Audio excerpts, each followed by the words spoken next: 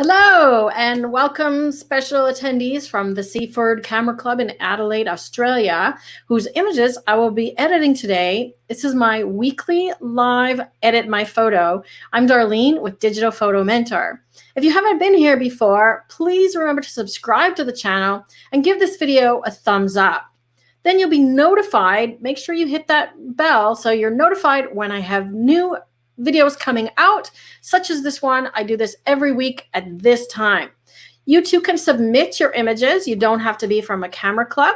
Just use the form in the description below the video to send me your images and have me process them.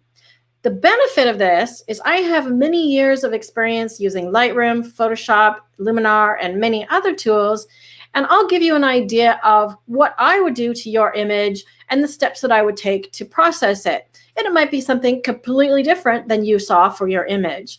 And if you're just watching, you'll be able to learn different techniques and tools that you can then apply to your images. So let's get started.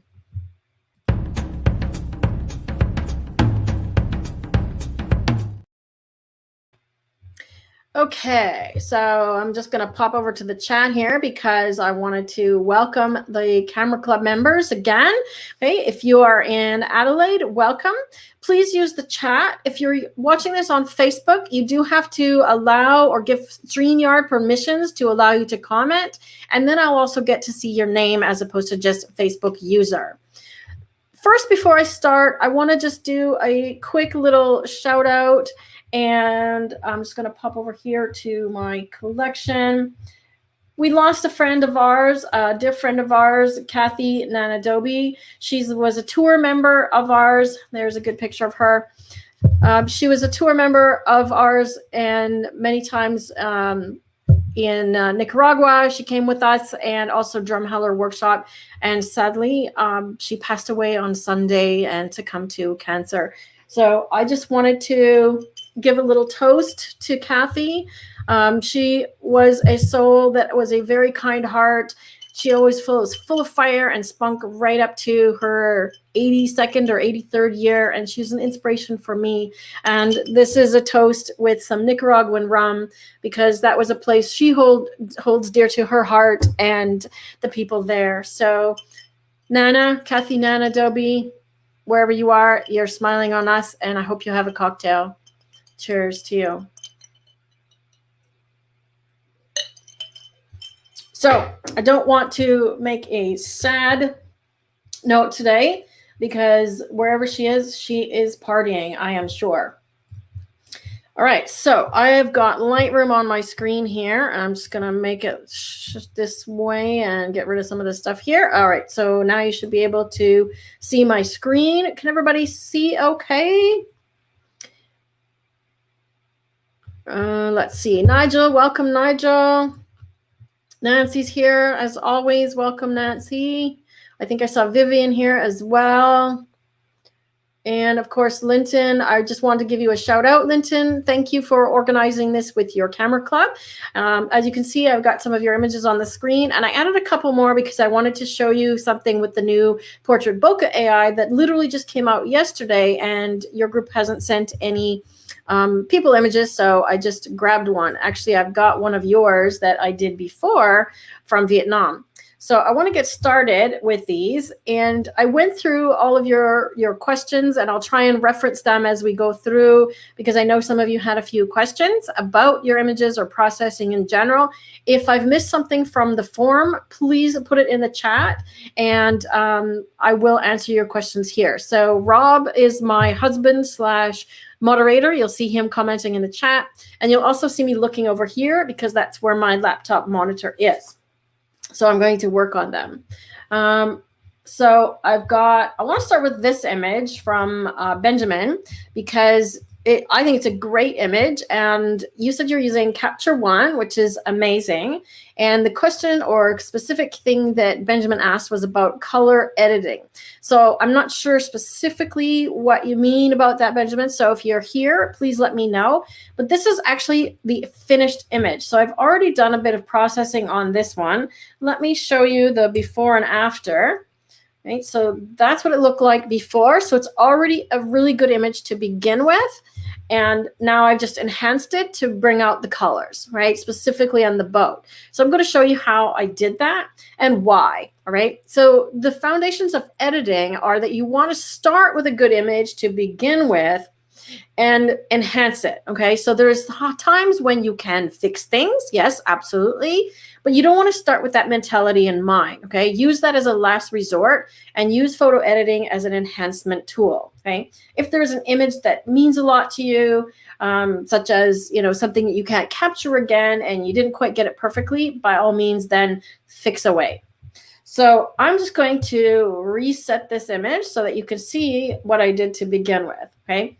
So there's some basic things that I would do to this image when I first look at it. So I'd love to hear from you that are watching. What would you do to this image right off the bat? What strikes you, right? Please put in the chat, and I know there's probably a little bit of a delay, so I'd love to wait for you while you're catching up, right? So there's a few things that stand out to me, and I want to see if you guys pick that up as well. Rob, do you see anything? And get the chat started. What would you do to this image? What did I do? What did you see me do in the one before? I'll put it back to where it was. Undo, okay. What do you think I did here? Okay, Linton says, yeah, yes, that's exactly where I was going with that. Okay, so straighten it. Okay, so you notice that the horizon is straight. Nancy noticed that as well. Yeah. Okay, flat sky, dark shadows. Okay, yeah. And I did a little bit of all of that and some color correction. Okay, so color correction is subjective because I could have gone warmer with this image, but I chose to go cooler, and I'll show you why. Okay. And Cathy says sky could be more interesting or dramatic, right? So the good thing here is that the sky is interesting to begin with, right? Yes, Marguerite says the water is running downhill. Yeah, absolutely. It's like the world is tilting, right? The boat's going to fall over. So we definitely want to fix that. So there are a few ways that you can do that inside of Lightroom. You can use the crop tool. I use a lot of keyboard shortcuts, and Rob is going to be pasting things into the chat for you if I talk about an article that will be related to what I'm talking about. So you know where I'm going to go with this one, Rob, Lightroom keyboard shortcuts article. So the first thing I'm going to do is open the crop tool, and I use the keyboard shortcut, that's R, and it does a pretty good job if you click auto. So I'm going to try that first and see how it does. All right, so it did what it thought was a nice correction, but I am not sure it's perfect. So I'm going to use a different method, still in the crop tool, and that's this little ruler here. So if you click on this little ruler, you get this little sort of crosshairs thing. Then you can draw from one side of the horizon to the other, and I want to go as far as possible. You can even go off the image, and what it does is it just gives you this line to place like so. All right, now I think I missed the horizon, so I'm going to try that again. I'm just going to reset. I'm going to start on this side this time because I didn't get it quite right. And then I'm going to align it with the edge of the water. Okay, so now that is a good alignment. The other thing I did was made sure that I was cropping unlocked. Okay, if you have the perspective or the proportions, which is called the aspect ratio, locked with this little lock, when you resize it, you can't change the proportions of the scale from exactly 4:6. Okay, if I unlock it, then I can do things like make a square or make a panoramic image. Okay, so what I wanted to do here was have a little bit less sky, and I didn't want to have this. It's kind of what's called like a peekaboo sky over here, right? I don't know what the technical term is for it, but this tree is a really strong element that could go on the edge of the image.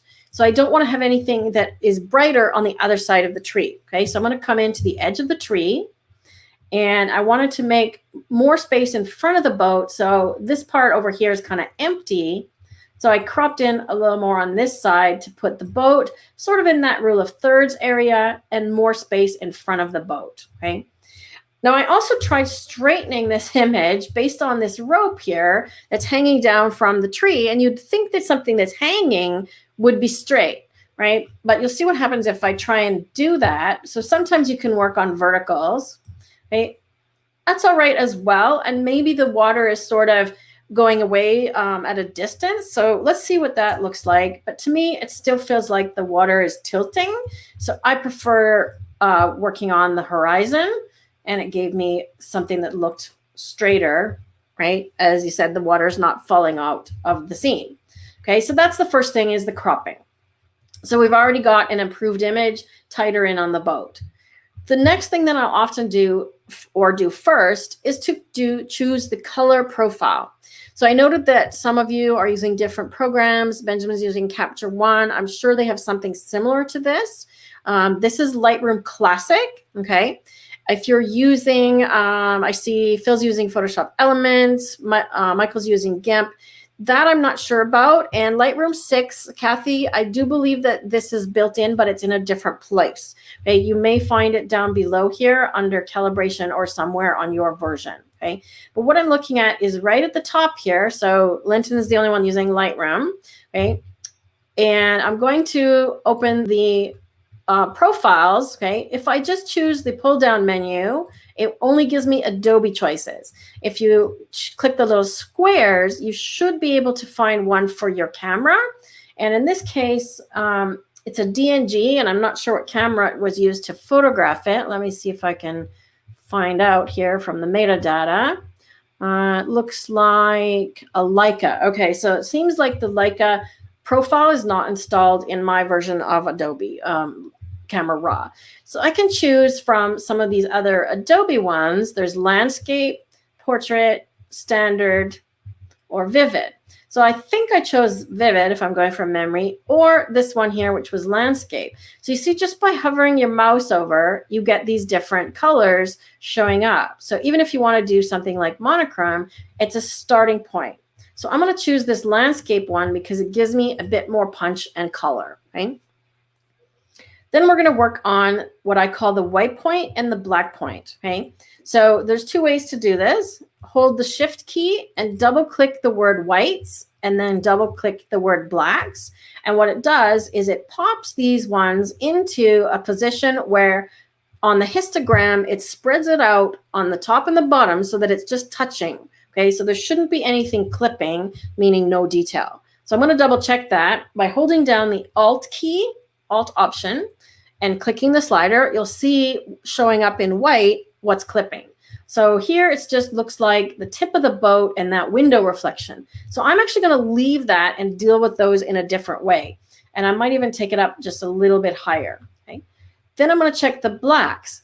With the blacks, I want to have a little bit of clipping. So not too much, but a little bit, because when you have a little bit of clipping, what happens when the blacks are deeper is you get this richer color showing up.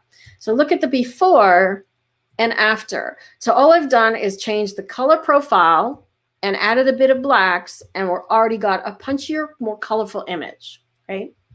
So that's all I'm going to do in terms of local or global adjustments, okay? So that applies to the entire image. I could also pull the highlights down a little bit, but I don't want to go too far because I want it to apply to the sky, but not to the boat, because I want that boat to actually stay fairly bright, because that's where I want the eye to go, okay? The other thing I did was I changed the white balance and I actually made it cooler. Okay, so if you've shot a raw file like Benjamin has here, and he's told me this, like a Q2 camera, very nice camera, Benjamin. Okay, so I could try some of the different presets for white balance. I could try daylight, which does give me more blue. Right? If I wanted it more orange or yellow, you could go to shade white balance or cloudy.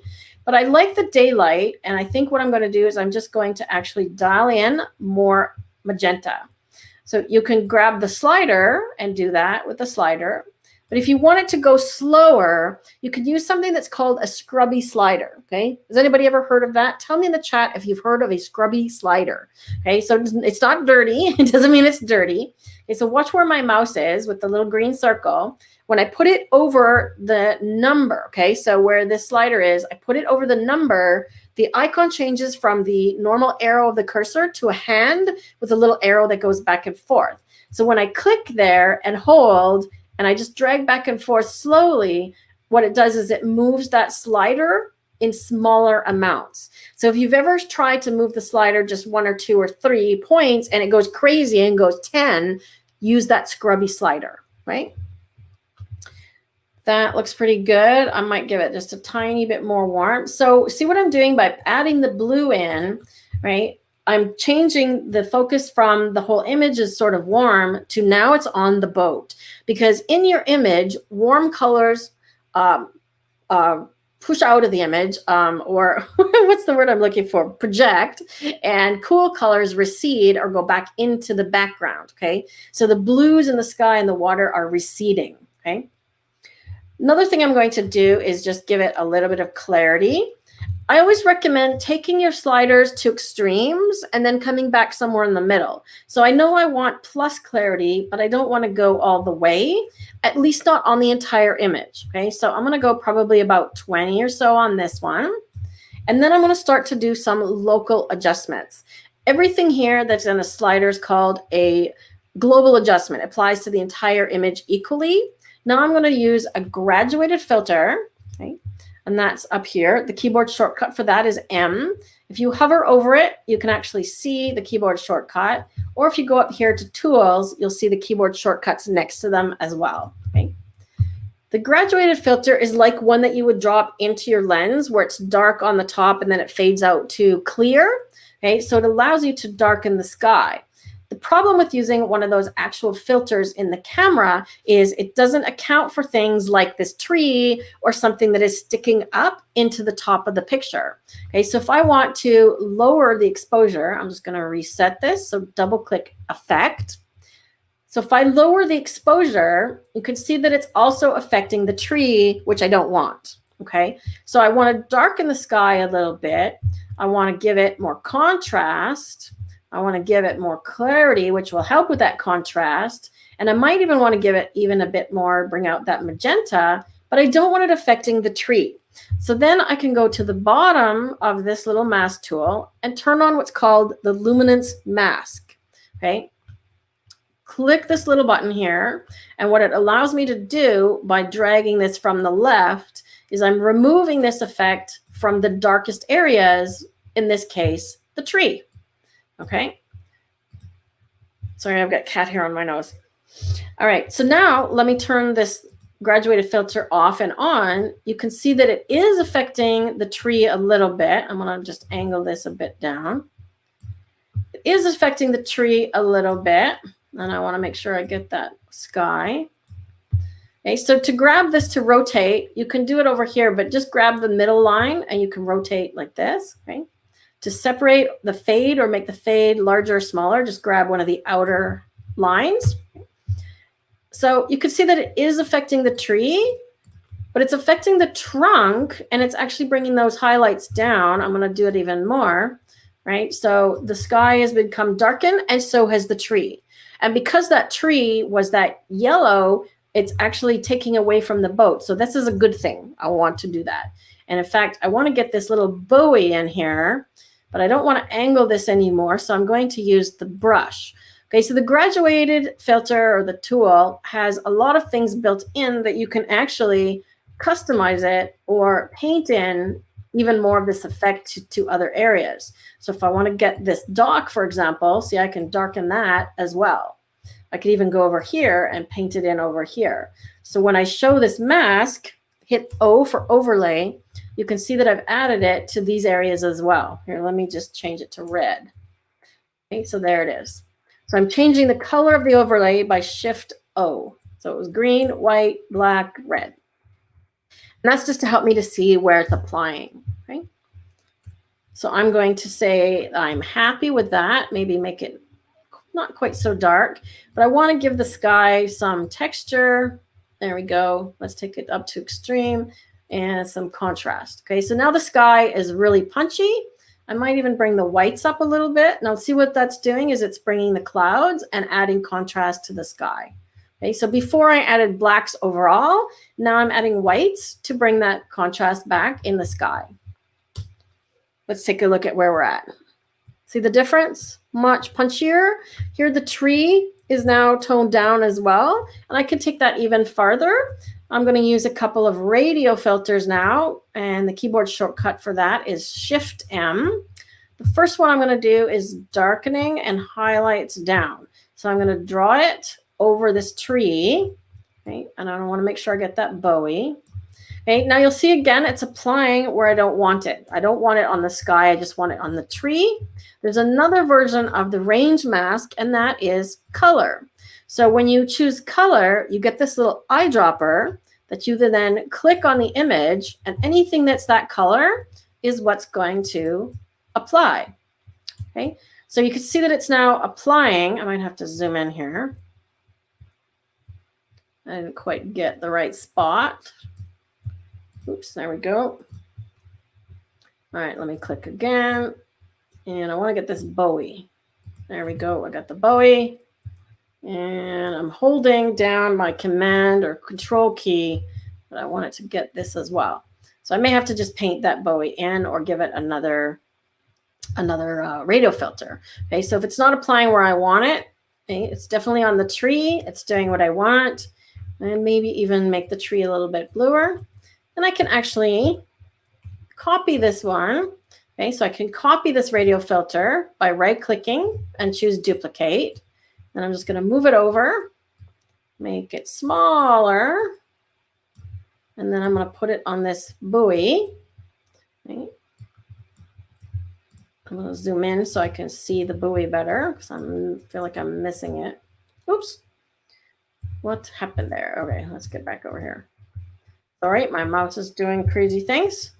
Okay, let me get back to this dot. So I want to remember the color of the buoy. So I'm just going to click it. And had I done that in the first place, zoomed in closer, I probably would have done a better job of this one. Okay, so now it's just affecting that part of the buoy. Okay, I'll zoom back out. I might copy that one again. And remember these little hot spots over on the boat here?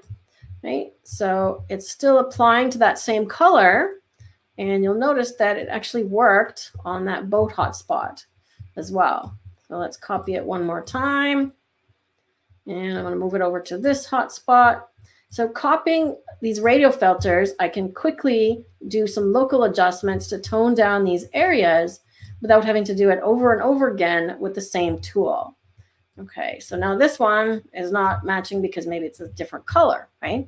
So now I can just say, okay, I'm going to go instead to luminance and just drag it up so it only applies to the white areas. And let's see what it's doing. Okay. There we go. Okay, so just show you what the radio filters do. I'm going to turn it off. So watch the tree, the buoy, and the boat. So it's taking those little highlight areas and toning them down, and it's doing the masking for me based on either the color of the tree or the boat. Okay. Any questions about that? Thanks for that. I don't know how to pronounce your name. Is it Tho Mavar or To Mavar? Wow, thank you. Yes, probably the base of the tree is tilted, so the rope is tilted. But anything that's hanging down, it's called plumb. It should be straight, okay? All right, so there's a couple more edits that I might do to this one. And I'm going to go into the HSL panel, and then I'm going to move on to the next image, okay? So hue, saturation, lightness. And again, these are tools inside of Lightroom, and this is what I use predominantly. But I'm going to use some Luminar demonstration tonight as well. AJ wants to know, how do I remember all of this? Because I do it every single day, AJ, and I'm always doing this. I've been using Lightroom since about 2002. So I would say I remember all of this because I've been doing it for 33 years total. And I've been using Photoshop since 1995-ish and Lightroom since about 2002. So just lots and lots of practice, right? So that's actually a really good lesson for you is if you don't remember this stuff, but you don't look at your photo editing software, say more than once a month, use it more often. There's a great exercise I have on the website. Maybe you could share it, Rob, for using your camera every day for 30 days. Think of that in terms of photo editing as well. Spend 30 minutes every day photo editing something just to become more familiar with the tools, right? It's like riding a bicycle, right? You don't forget the more often you do it. And hopefully you don't fall off your bicycle. All right. So in this one, I'm going to correct a few things or adjust a few things to my taste, okay? So luminance is brightness, saturation is intensity of color, and hue is the tint of the color. So there's what's called a targeted adjustment tool in here, okay? If you hover over it, and it gives you this little crosshairs thing again, okay? Can you see where my mouse is? It's a little up and down arrow.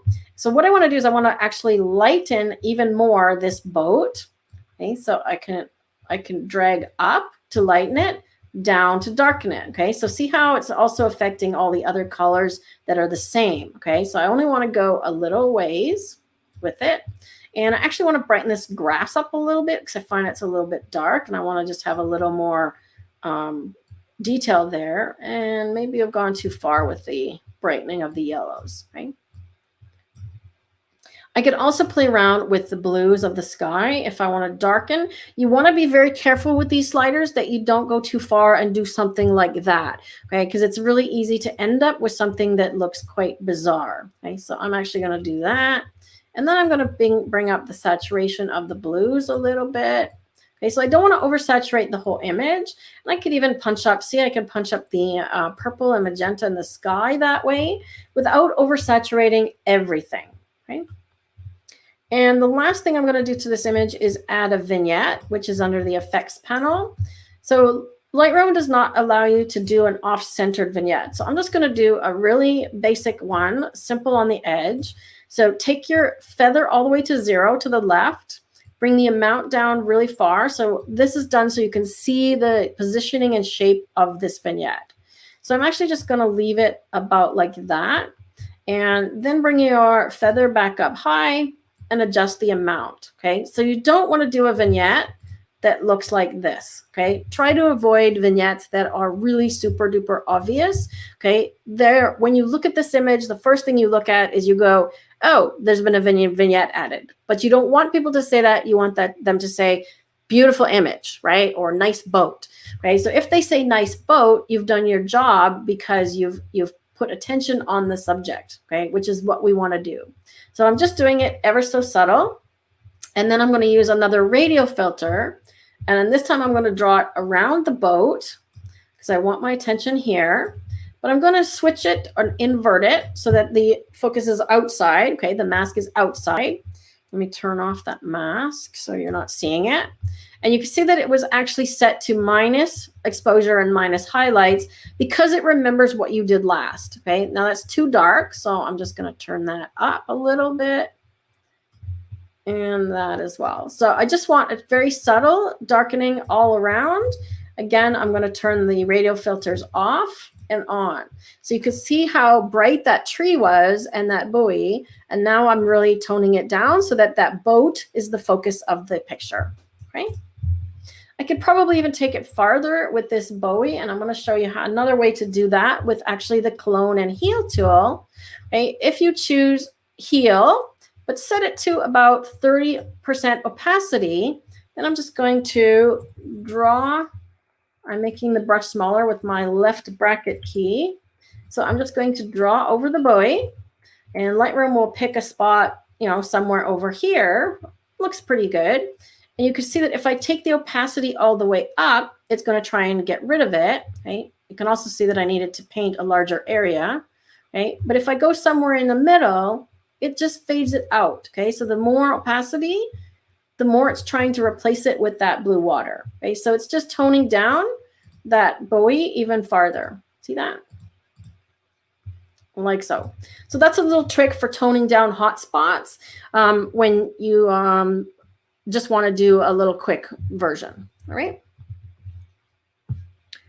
So I'd love to see your version of this image, Benjamin. If you want to email it to me, that would be great. Or use the form again. Use the contact form on the website. You can just email me directly. Linton, actually, you're welcome to share my direct email with all the Camera Club members if they have any questions afterwards or if they weren't able to make it. And this is being recorded and it will be on my YouTube channel. So where you've come to join, if you just go to youtube.com/digital photo mentor, please give a link to that in the chat, please, Rob. There's the link there. Okay. So if you go to that, you will get all the past videos and look for the one with this date. Okay. All right, let me go back over here to Lightroom. Okay. Just for something different, let me see. Jenny had a question. So Jenny sent in this image here of these kookaburras. I think they're kookaburras, right? We don't have those in Canada, but I've been to Australia, so I've seen them myself as well. And your question that you submitted, Jenny, was, can you remove something from an image? So if you're watching, I'm assuming she may want to remove this plate of food here. So I'm going to try and do that for her. I've also worked on sharpening up the image because it had some sharpness problems. Okay. If I zoom in here to 100%, whoops, you can see that the birdies are not in sharp focus. But what I did, and I'm not going to show you this process live because it takes quite a while, is I used Topaz Sharpen, and I ran this image through Topaz Sharpen, and I came up with the version on the right. So if you could please share my article on using Topaz Sharpen, please, Rob. It's a review. This is a plug-in product. You can use it actually as a standalone if you're using whatever you're using. So for Benjamin, you're using Capture One. Somebody else was using GIMP, Photoshop Elements. Doesn't matter. You can use it for a plugin for many of those. If it doesn't work as a plugin, just take your image and plug it. Just open it into Topaz Sharpen AI, and you can do things like this. It's an amazing, amazing tool that you can see as I move around the image. It's sharpening this feathers of this bird. So what I'm going to do is I'm actually going to work on the one that I have sharpened and go from here. Okay. So what I would do to edit this one was bring focus on the birds again. I haven't done any editing here. So I want to make sure I've got a white point, which I do.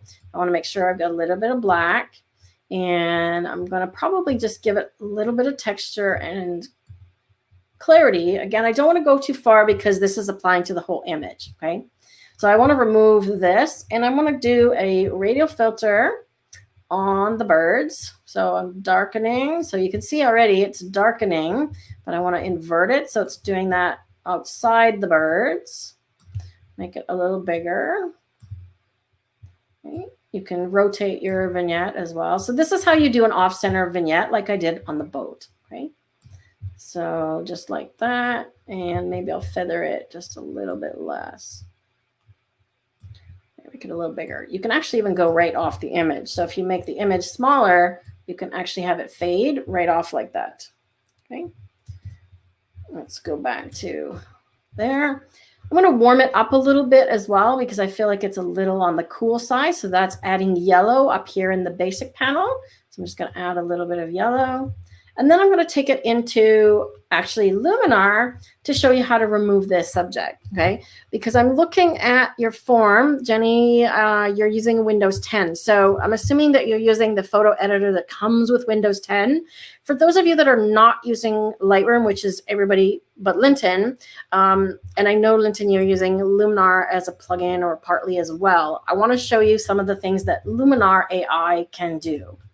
All right, so I'm going to take this one in, and I'm going to edit using the edits I've already done inside of Lightroom.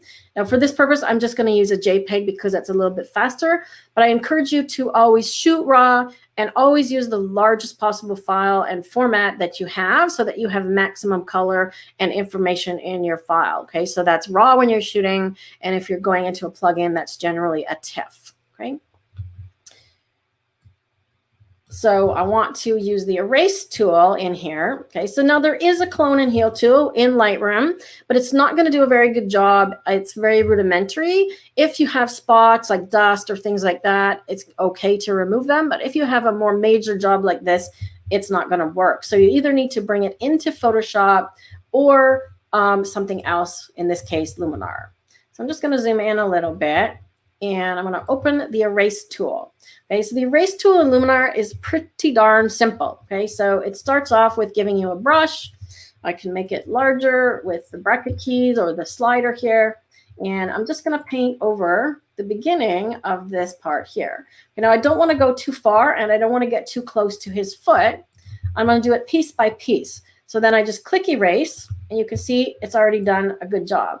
And I'm going to do the next piece. You want to make sure to have a little bit of the grass, because what it's doing is it's reading the area around and it's trying to do what's called content aware fill, right? And I might actually go a little farther this way just to see what it does if I do that, okay? If it does something that you don't like, you can just undo, okay? So I don't like that one, so I'm going to press Control or Command Z or Z, okay, for Americans, and then just deselect it, right, or clear selection. Now, if I want to try and do this one again, let me see what happens if I do that. And I've got another fix for this too, because you want it to look realistic. Okay, so it's cloning from sort of the same area, and I'm getting a lot of duplication of the same piece of grass. So that's what I'm trying to avoid, because it's doing the same piece of grass over and over again, right? So I'm just going to see what happens if I do the whole thing, if it does anything bad with the bird's tail. Okay, so that's not too bad. Then what I'm going to do is I'm going to go into another tool, which is the cloning tool, also inside of Luminar. I'm going to zoom in to 50% again. Okay, now you'll notice it's saying set the clone source. Okay, so I want to set the source down below the grass here. So I'm going to go over to the side and then start painting here. Okay, so notice now that I'm cloning in, it looks a little more realistic. I'm also going to lower the opacity and change the point of from which I'm cloning frequently, okay? Because you don't want it to look the same like what I was getting before, okay? So that's already better. And I might even try going from up here all the way over here and see what that does, okay? So that lightens it. Okay, so make sure that when you're cloning, you clone from different areas and you make sure that it doesn't look exactly the same. Well, now I've got this piece of grass showing up twice. Oh, I'm not super happy with that, but let's just finish up here. Okay, so that looks way better. And then I can just go back to the erase tool if I want to get rid of that piece of grass. Okay, so I might actually erase both of them. Okay, so let's see what happens if we erase both of them. There we go. And I might even erase this leaf up here. Okay, so use the cloning and the erasing tool to get rid of things that are distracting. You know, if there's a cigarette butt, a piece of trash, if you've got dust spots on your image because your sensor was dirty, that kind of thing. So I'm just moving around the image to see if there's anything else, like this little bright spot here that I want to get rid of, that I want to erase, right? So the erase tool in Luminar is brilliant because you don't have to worry about it so much. You know, see, I've kind of made a bit of a mess here. It looks not so realistic, but I could actually go back in and clone again. And let's go at 100%. And I'm going to do a little trick. I'm going to go from here. Okay, so I want to get this grass that's looking a bit more in focus. And then I'm just going to paint over here. Okay. You can see it's too dark, so I'm going to lower my opacity a little bit. Let's try that again.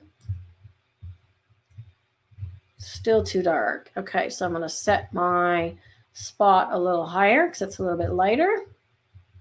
And try that again. Now, why I'm doing that is I'm trying to get it to look realistic so that it really looks like the grass is there. And I've kind of made a mush job of it. So I'll show you what I mean.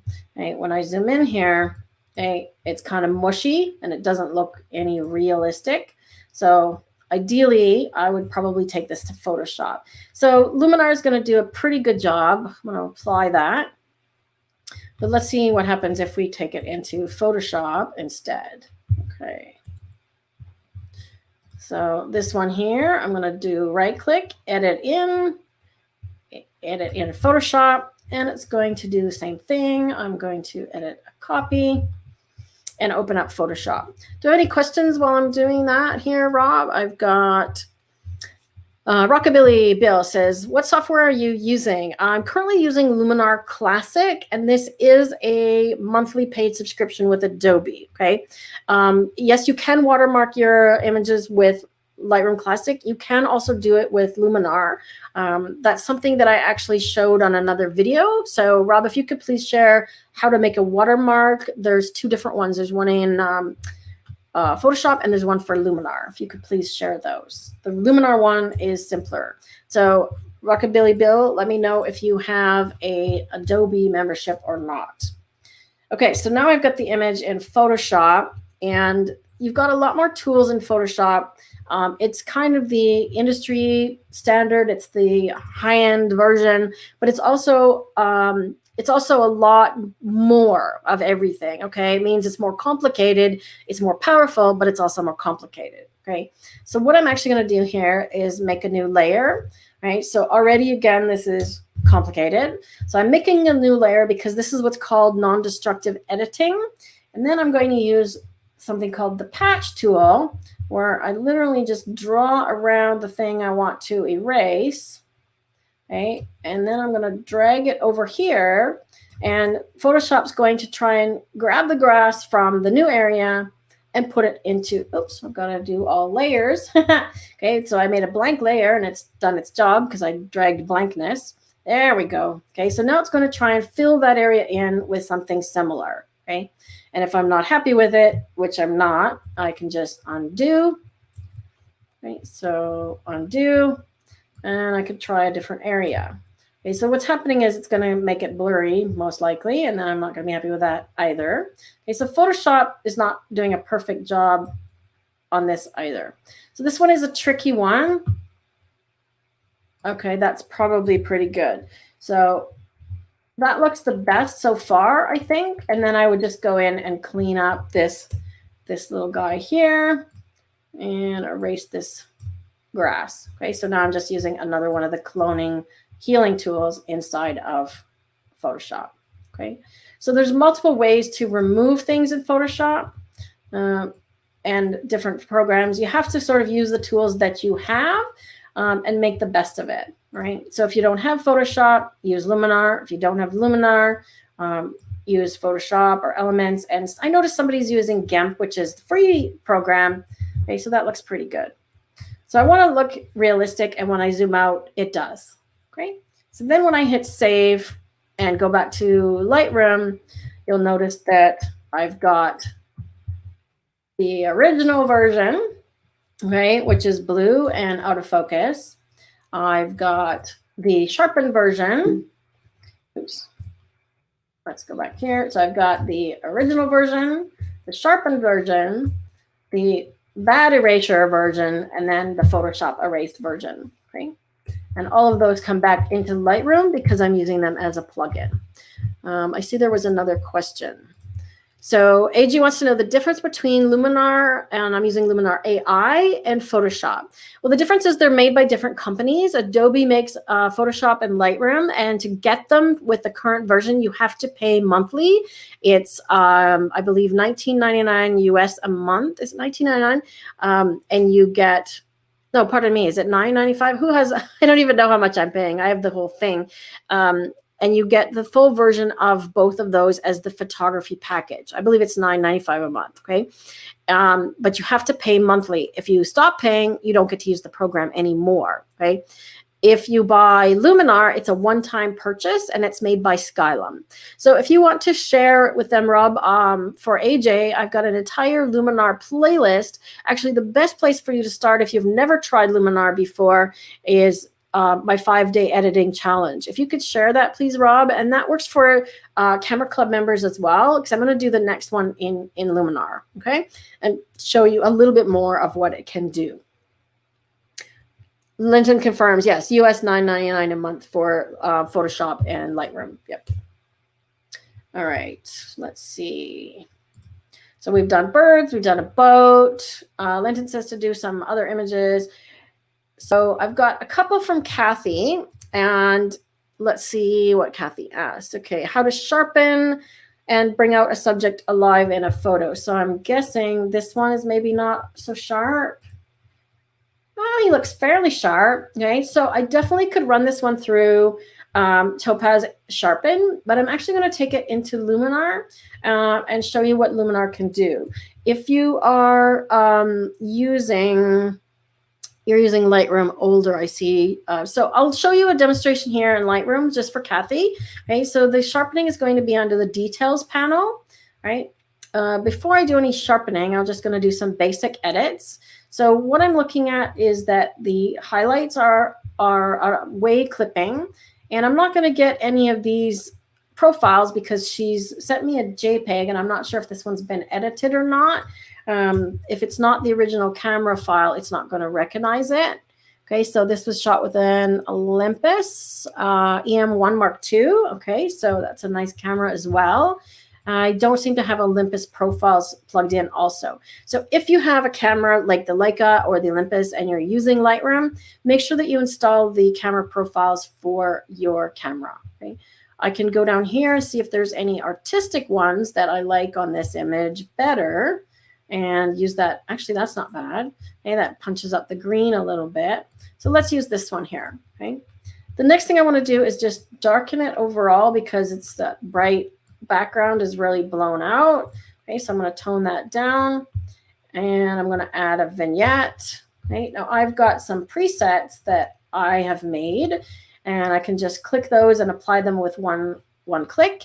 Rob, if you could please share a link to our Lightroom presets. And then I'm going to do a radial filter like I did before to, oops, brighten up this guy's face. Okay, so right now he's darkening. Double click the word effect to reset it. So I'm going to use a preset actually, and many of these are built into Lightroom.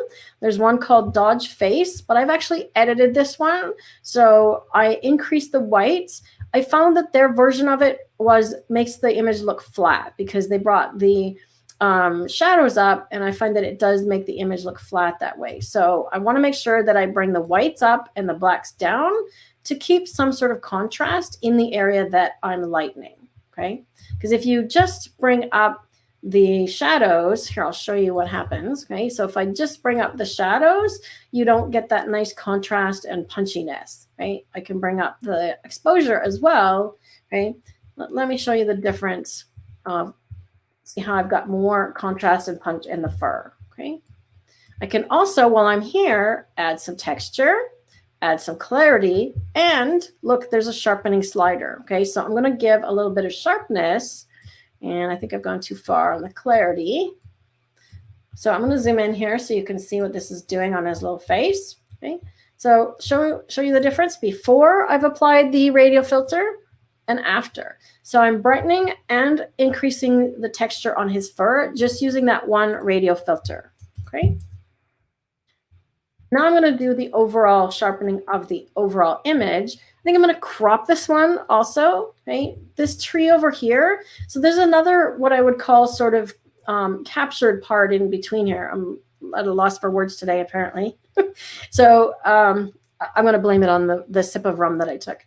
So in between these two trees, there's this bright area.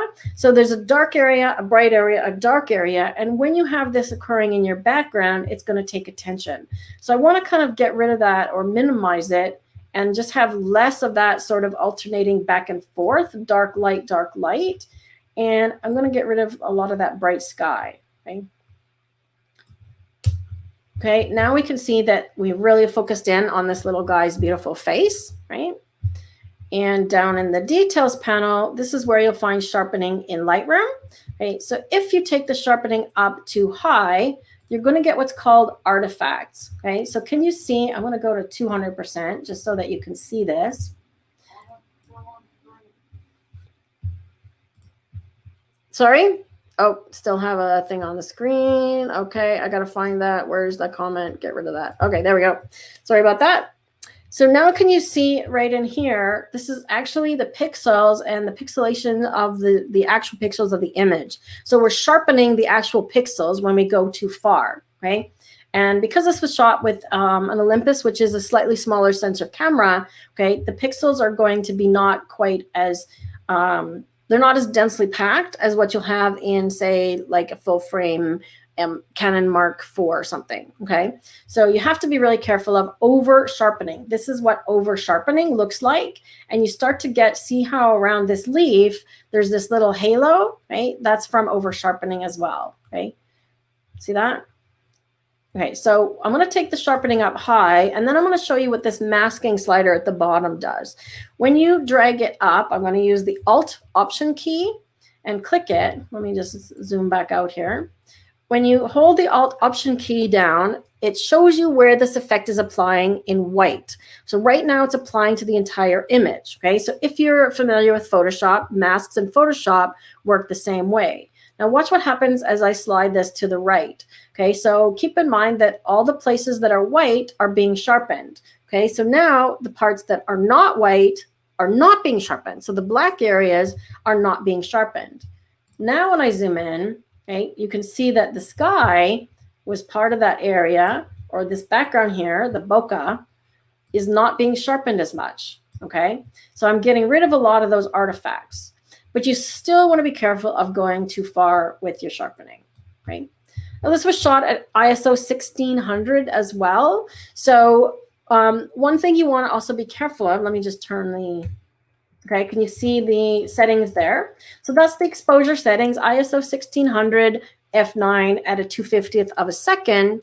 One thing you want to be careful of is raising your ISO, because you will get a lot more grain like this. And on a sunny day, you shouldn't have to be using ISO 1600.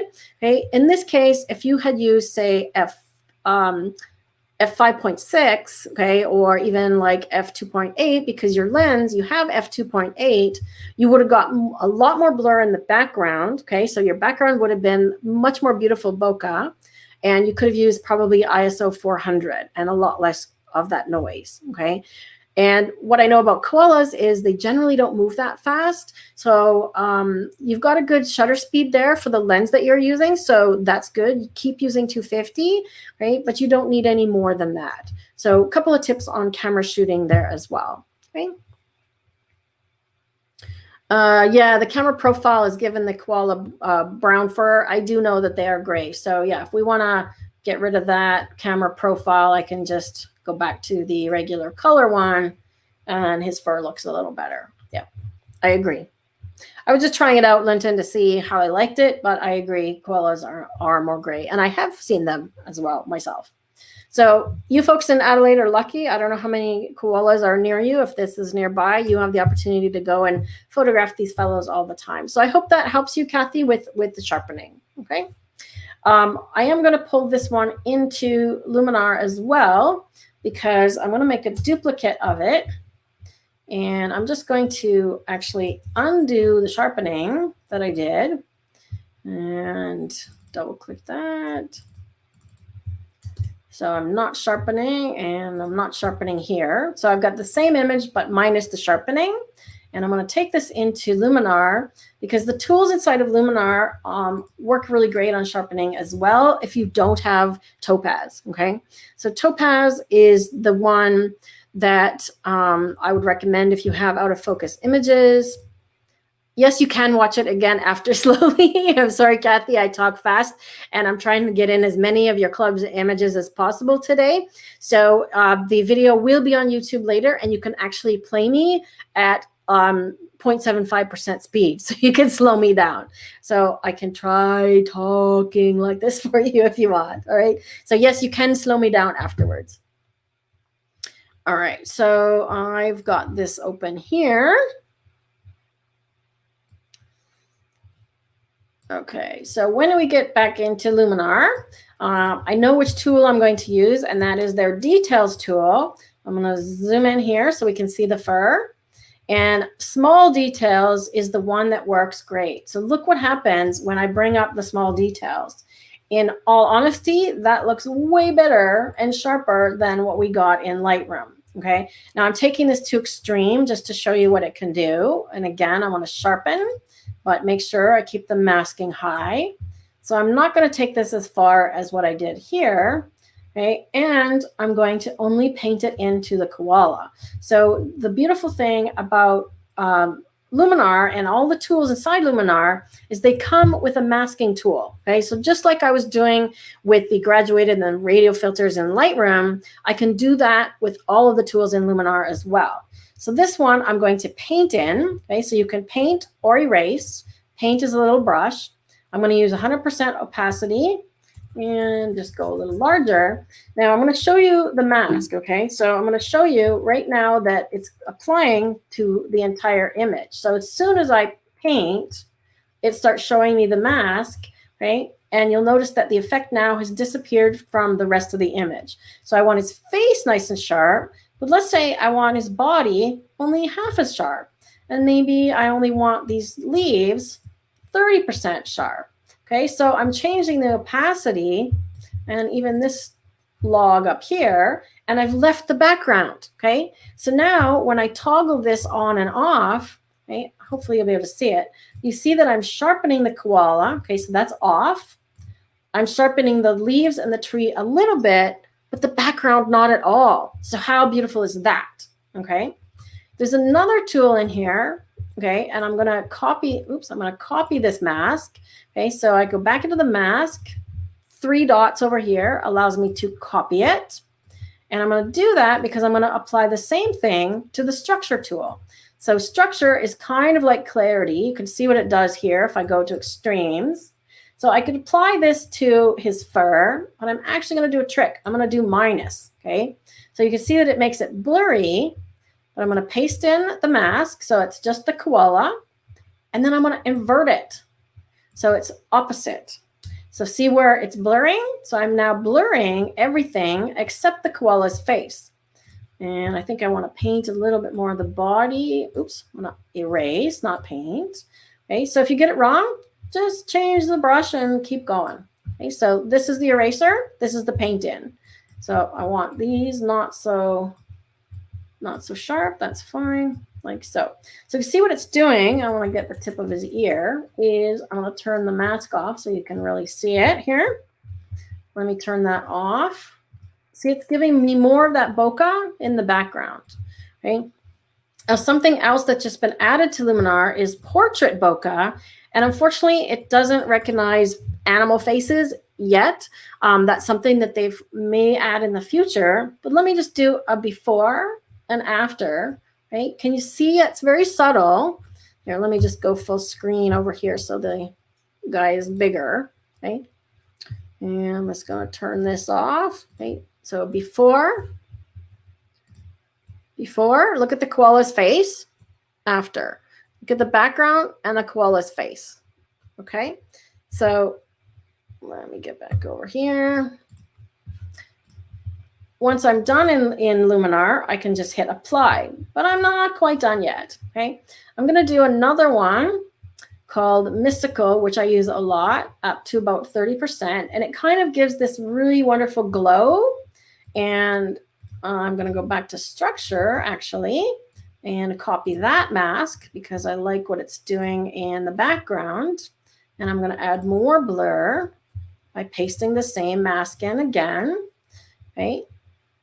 So now I'm doing Mystical to sort of the edges. And you can see that it's really creating this beautiful blur. And I want to give a little bit more to the tree. I can literally just kind of keep painting as I go here. Okay.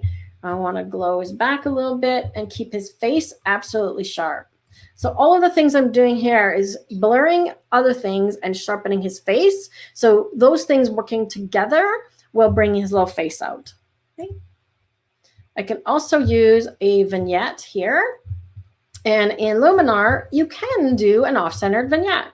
So let me do the feather to 0 again. Amount strong.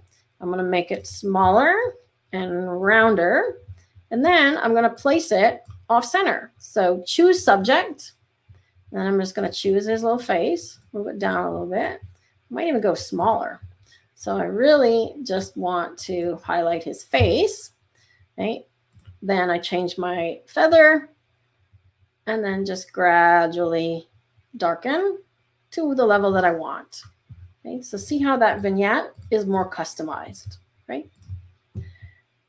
I'm going to go down to another tool that doesn't exist in Lightroom. So a lot of the times I will hop over to Luminar like this because there are tools like the portrait AI tools and sky replacement and things like that that don't exist or are not possible in Lightroom. And this super contrast is another one. This one I love because I can take the highlights, midtones, and shadows and adjust their tones separately. So see what's happening here is I'm actually darkening all those really bright highlights, right? So I'm going to dial it in where I want it on the background, about like that. And then once again, I can actually paint it in.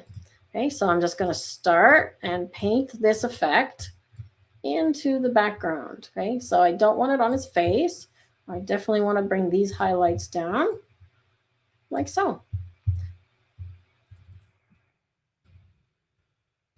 The other beautiful thing about Luminar that I can do with the HSL panel, and that's under color, is I can mask this one as well. So the things that I did in Lightroom to the boat, I have similar effects here. Okay, so I can adjust luminance of the greens and the yellows, for example, so we can really tone those highlights down on that, on those tree leaves. Okay, look at that. Look at the difference that makes. Okay, to show you that.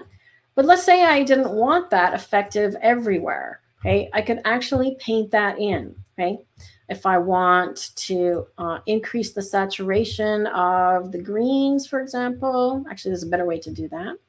Let's say I want more blue. And I'm going to guess that his little nose is pink. So let's see if I can get more saturation on his little nose. Probably red. We'll give him a little more pink nose. Right? Then I could actually mask this in and paint the effect just where I want it. Okay, so I'm not going to do that here because it's actually done a pretty good job. Right? But if I just wanted it on these leaves and his nose, I could do that. Right? And you can't paint the HSL tool in Lightroom. It doesn't exist. Okay, so this is another one that I love to use. So let's save that and go back to Lightroom. Let's see the comparison between this one I just made and the original one we did in Lightroom. Okay, so here's the Lightroom edit. And let's see. Which one? I think this one. Okay, so these are the two we want to compare. So looking at those side by side, the one on the left, actually let's compare the original image to the Lightroom one. Okay, so original image on the left. Oops, we're zooming in too much. Let's just do 100%. Okay, so original image, sorry, is on the left. You can see that I definitely have sharpened him in Lightroom, okay, and controlled some of the tones. Now let's compare that one, oops, to the Luminar one. Okay, can you see the difference? Now I've done a lot more tone control, but let's look at his face. Which one looks sharper? Right? I think the one on the right, the one sharpened in Luminar, wins. And when I did my sharpening comparison between Luminar and Topaz, they were actually pretty close. So if you already own Luminar, make sure that you use that little trick of bringing up the small detail slider quite high and then just mask it in where you want it to sharpen, like especially the eyes or the face. Okay, because I could have just painted it in just on his face to sharpen this area. All right, how are we doing? Well, I think he is a very cute little fellow. All right, let's go back here. So that's exactly what you were trying to do. Perfect. Yay. Okay, so now your task, Catherine or Cathy, is to go back to your software. If you aren't currently using Luminar, grab the link that Rob shared for the 5-day editing challenge. I believe it will be in the chat somewhere. If you could share that again, please, Rob. Let me see if I have a copy of it here. No, I don't.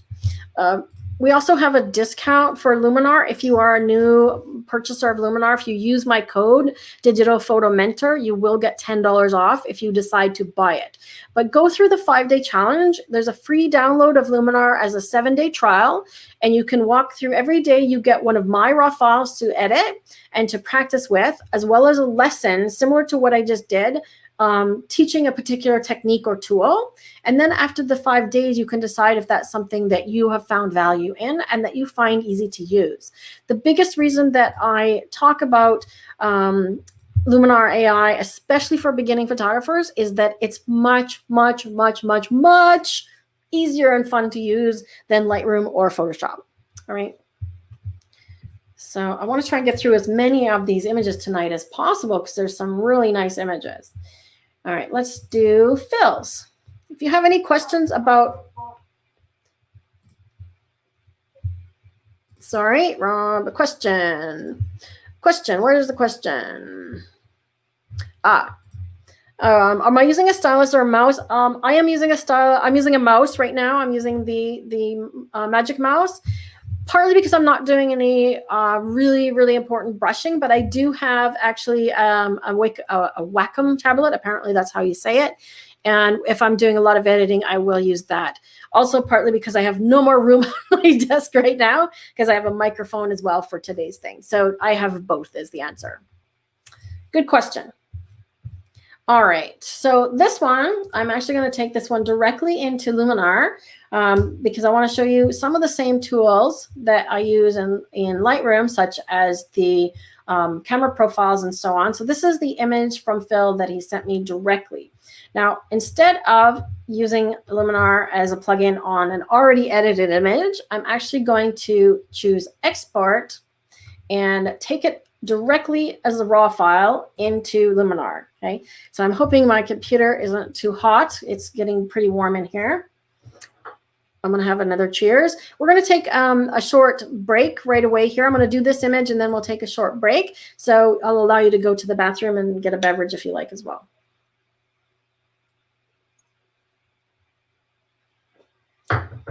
Holly is making a prediction. All right, let's see how it goes. But there's potential here, right? Okay, so you're starting to see what I'm seeing, Holly. That's awesome. Holly's a regular tuner inner of the YouTube channel and a tutoring student of mine as well. I actually have some of your images today, Holly, that I might show the Bokeh AI because nobody sent in people pictures. All right, so as we can see, this image is crooked as well. So I know I'm going to fix that. I know I'm going to want to punch up that sky. The other thing that I want to do is decide between, see the horizon is right in the middle of the image. So if you know about the rule of thirds, you want to give emphasis to the thing that is the subject. Okay, so if Phil is here in the live, if you're watching Phil, please tell me what your intended subject was because I'm going to make some assumptions and edit it based on that, okay? And you may have a completely different idea. So I'm going to move forward with my assumption. When you come into Luminar for the first time, you'll see templates, okay? So if you're opening it as a standalone, you'll see other options at the top, but it's giving you some suggestions, okay? And it's suggesting, oh, we think we have a landscape. So you can literally just click on these templates. Look what happened. One click. Okay, this is why I love Luminar, guys, because look what happened. One click. I didn't even do anything yet. Okay, so these are some templates that were suggested, and this is just the beginning. These are fully editable. Okay, so this is non-destructive. I can go back here and edit this later, right? Or I can edit any of the adjustments. That looks nice too. Okay, so it's definitely pulling out the clouds in these presets. I really like the first one. Let's see if there's any others. Artistic. This is another one I use a lot as well. Okay. I also have a set of favorites. Okay. So there's favorites of ones that I use quite a lot. Okay. So Fast Fix was definitely one of them. And I favorited them just by clicking on the little heart. Okay. There's one that does a toning. So if I want more blue sky. So again, there's no right or wrong when you're editing this kind of image. It's all about where you think you want to take it. And if you have no idea, that's why these templates are so great, because it gives you suggestions of, hey, we think that this image might look good like this, right? So I'm going to go back to the very first one and start there. Once I open it up into edit, now you have all the tools on the right. Okay, so these are the tools here. And it'll show you, can you see this little dot beside this one here? So where my mouse is, anything that's been applied has a little dot next to it. Okay, so I can go in and say, well, I like this, but let's see what happens if I dial it down a little bit. Okay, so you can see what that's doing, right? It's actually sharpening and enhancing a whole lot. So I'm going to dial it down just a tiny bit.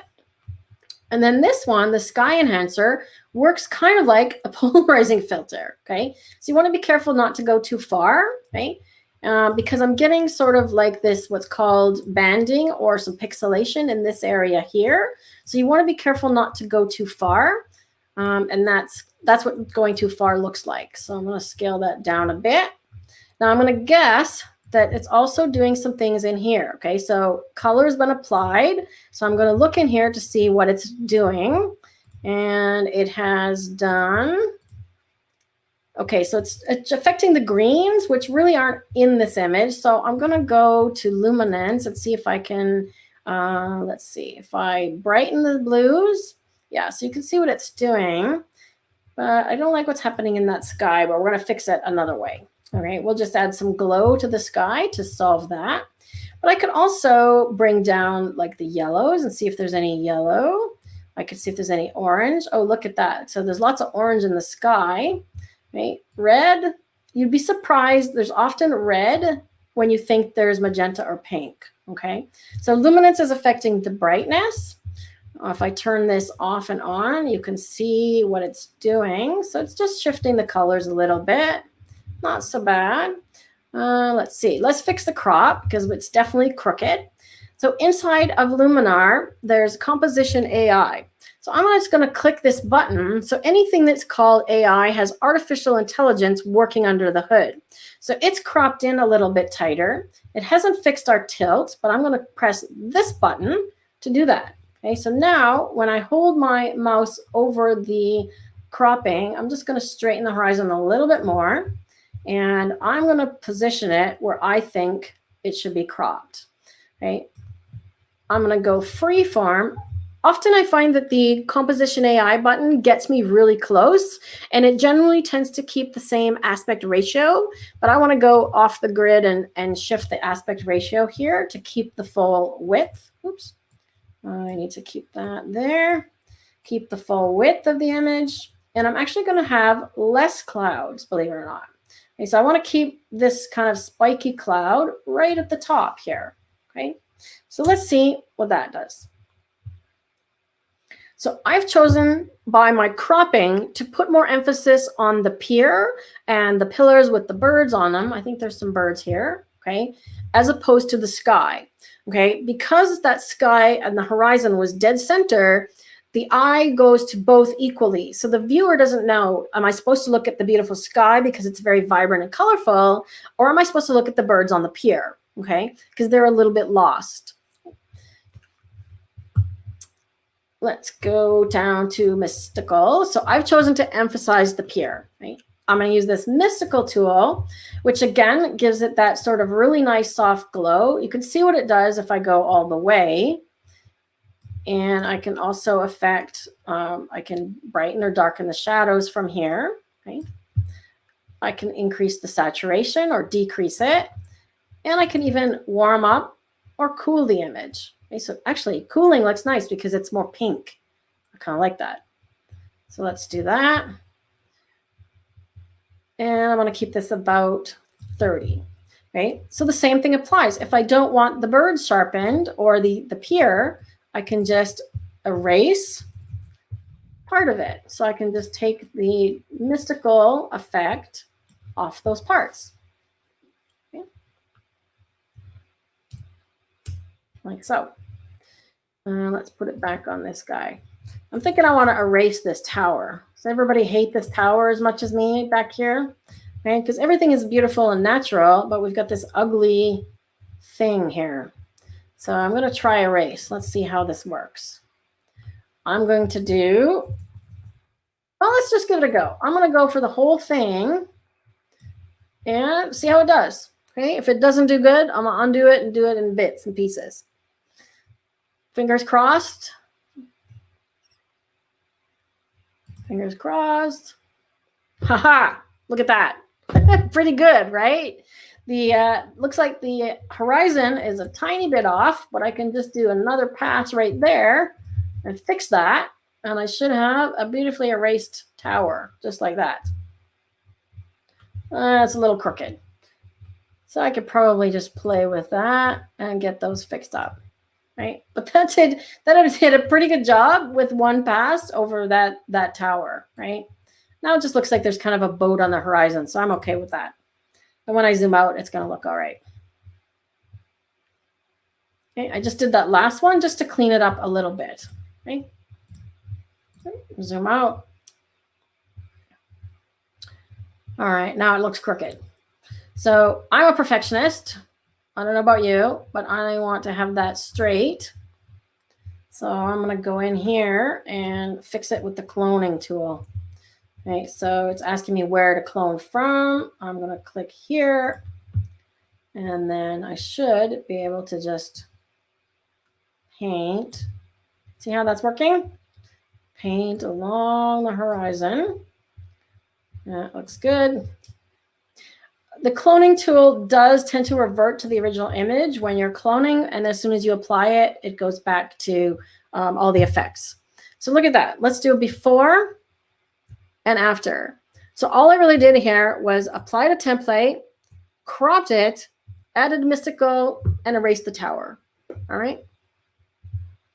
So that's about all I would do with this image. I might actually add a vignette, just slightly to darken the edges, just a little bit. And something that's built into Luminar is what's called augmented sky.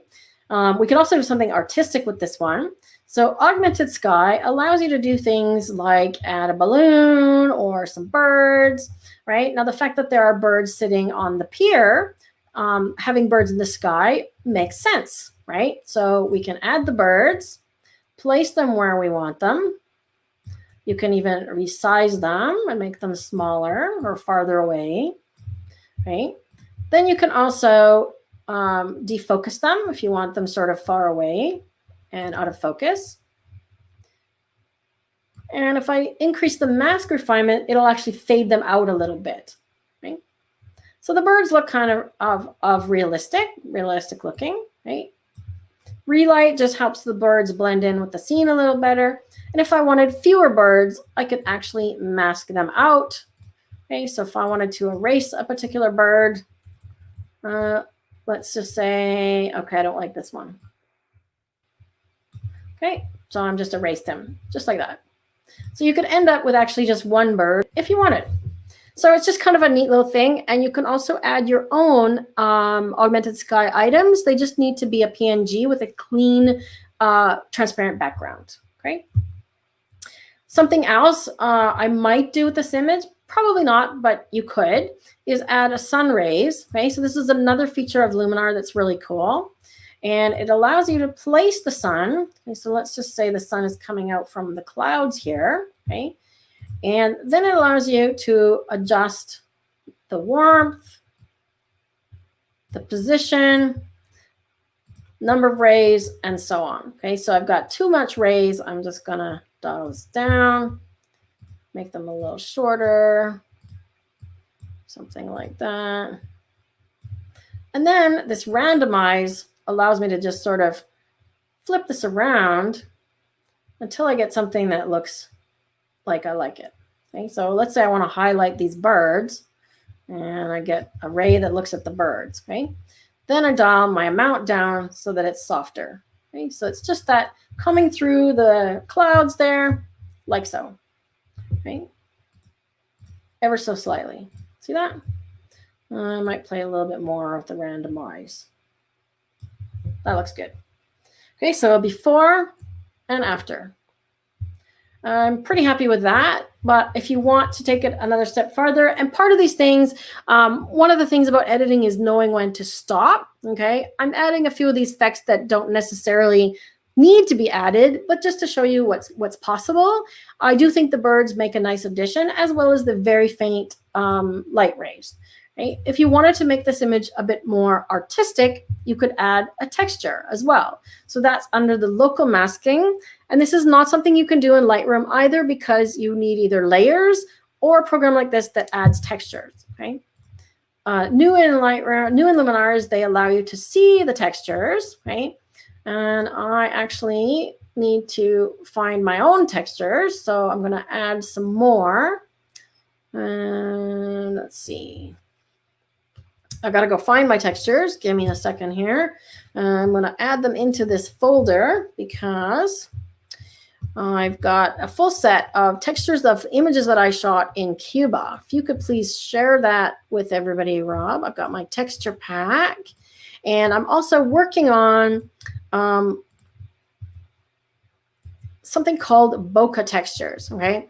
Now I know that Holly actually was testing those for me, so I've pasted that into my folder here. So now my Cuba texture pack shows up. So how I did that was I found the folder, right? And if you have your own textures, you can do this. I chose show custom textures. The folder showed up, and then I just copied and pasted my folder of Cuba textures into it. Okay. Now they show up as a pull down of Cuba texture pack. Okay. And you can see all of the different ones here, and they're all just sort of crumbling walls and things like that. So I'm actually choosing one that's either blue or pink. I'm going to choose this pink one, right? Because it kind of goes with the image. And then you can choose the blend mode to have it apply a little differently. I find lighten works well a lot, screen or overlay. Right? Actually, soft light works pretty well as well, right? Let me just try increasing the contrast. And then I'm going to bring the opacity of the overall effect down. Okay, so it's a very subtle effect, and it's just kind of adding this little grunge to make it look more like a painting. And depending on the texture that you choose, you know, if you've got a painted wall, okay, here's another one that's blue that might work well. Okay, you can flip them upside down. Well, that looks good. Okay, so I'm looking at the texture. Can you see it up here on the wall? And how you apply it here, how you change the blend will affect how it appears on top of the other image. Okay. I've got a video on textures. I think you can share that, please, Rob. It's the which one is it? I think it's adding creativity on the 5-day challenge. Okay, so I can choose a different blend mode, lighten, screen, overlay. Soft light I do find works a lot, works pretty well. Right? And if you don't want it on certain areas, like over here, maybe it's too much. Well, guess what? You have a mask again, right? So like I said, everything inside of here is fully non-destructive while I'm working on this file, okay? If you are opening this as a plugin, right, you have to do the editing you want and then save it, right? Because once I get out of here and go back to Lightroom, once I click this apply button, it's going to cook in all these changes and come up with the new image. Okay. So if you want to do this as a non-destructive edit and be able to come back to Luminar and edit it again later, okay, you do need to work it as an original and open it in Luminar standalone or as a plugin for Photoshop. I'm actually going to add some smart contrast here because now that I've come back here, it looks a little flat. So I'm just going to punch it up a little bit more. Let's see here, before, after. Actually, that texture was covering up my my bad masking job there. So I'm just going to tone that down a little bit, but keep the texture. Right? A little bit less contrast. There we go. Right. How are we liking that? So it's adding a lot of contrast. Let's just kind of dull that down a little bit.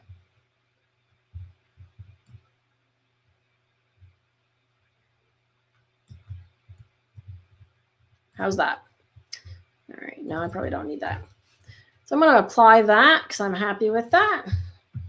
All right, how are we doing? So let's see. This was Phil's image, correct? So Phil, are you with us? Not sure if we lost Phil. Oh, my Luminar is popping up and down. It's just processing.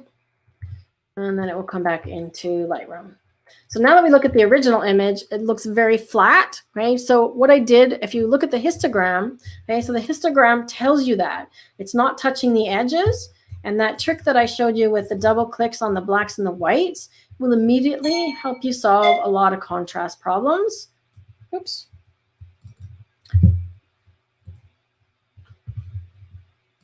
Where did it go? Where'd it go? There it is.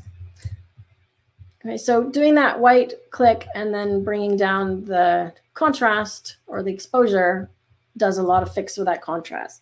Okay, so let's look at them side by side. It should give me, there we go. So if that happens to you, if you are working on an image and you've done some edits and it disappears, like where did that just go? It should be giving me the image side by side here. Make sure that you just sort the images because it's probably putting it at the bottom and you're not seeing it, okay? So there, let's undo that edit. So there's the original and there's my finished edit, okay? I would hang that on my wall, Phil. That's beautiful. I tend to agree, Linton. I think I just left the texture on because I did a kind of a rushed job on erasing the tower, but I would go back and do a better job erasing that and then leave it without the texture. Agreed. Yep.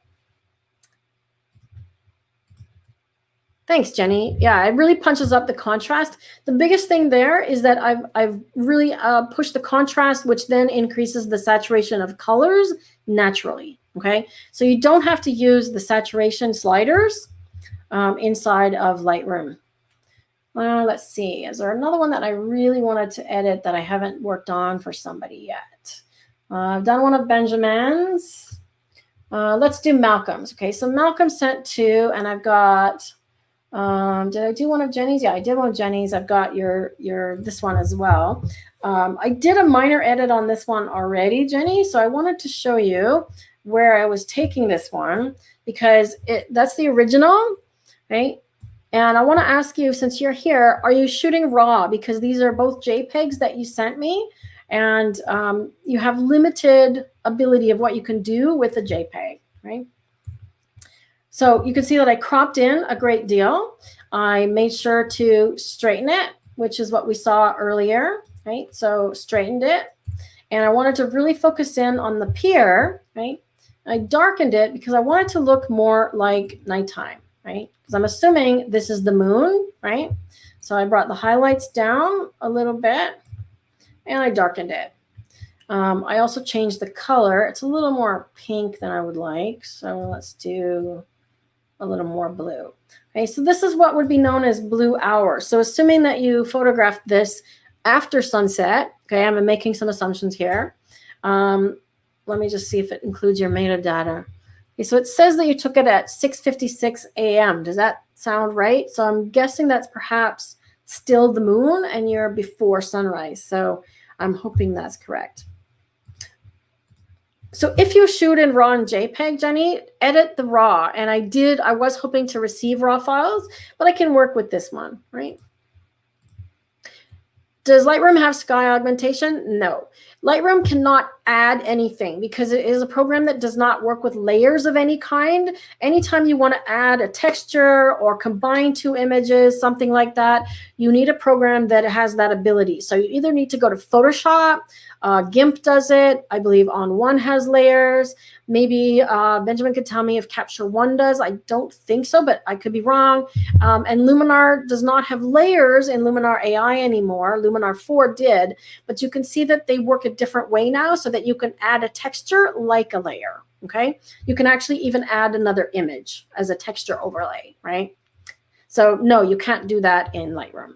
So that's the direction I went with this image, Jenny, is I wanted to give it a more nighttime look and punched it up that way. I might even increase the contrast. And I'm just going to show you really quickly something in the tone curve. And tone curve is something that's built into every editing program. If you could please share my video on curves, Rob. I'm just going to take a little drink of actual water.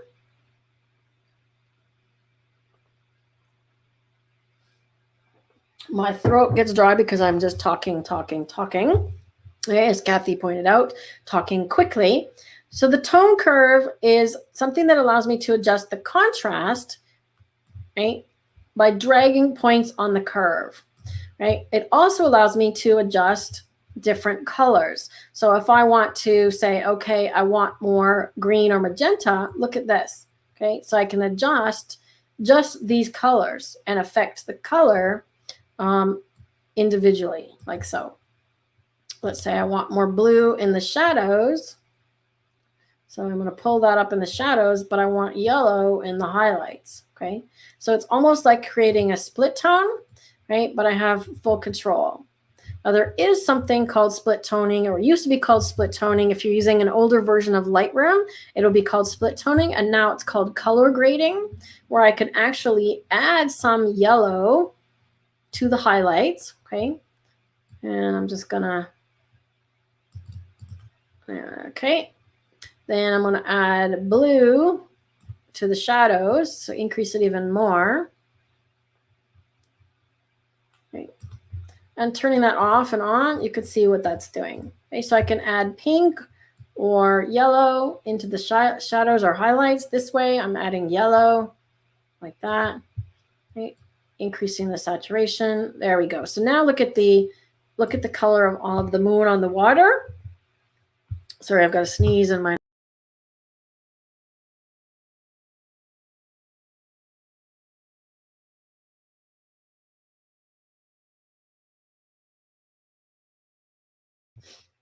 I'm back from sneezing. I spared you that. So now look what this color grading is doing, is it's really kind of giving me this nice yellow color on the water.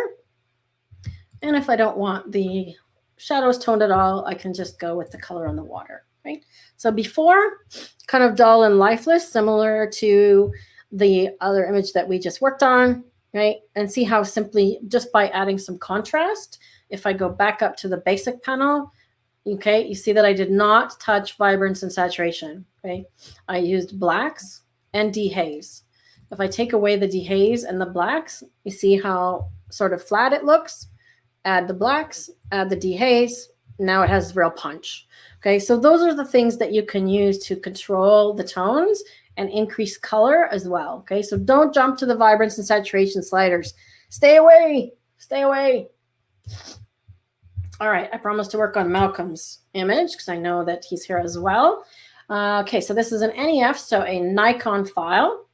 And I'm just going to zoom in here because I want to check something that I think is happening. Okay, now, does anybody know what I'm looking at here? Do you think you know what I'm looking at?